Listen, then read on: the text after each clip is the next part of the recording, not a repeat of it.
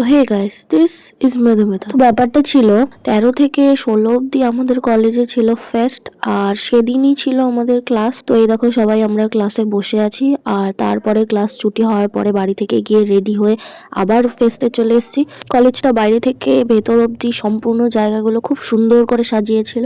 এই যে এখন আমরা ভেতরে যাচ্ছি, আর এখানে আমরা কিছুক্ষণ ফটোশুট করে নিয়েছিলাম। ফটোগুলো পারলে আমি স্ক্রিনে লাগিয়ে দেবো। এটা ছিল ডে 1, আর সেদিন সন্ধ্যেটা মাতোয়ারা করেছিল সৃজিত দাস। খুব ভালো গেয়েছিল, খুবই ভালো, খুব এনজয় করেছি আমরা সবাই। তোমরাও একটু দেখে নাও কেমন গেয়েছিল, আর তোমরাও একটু এনজয় করে নাও।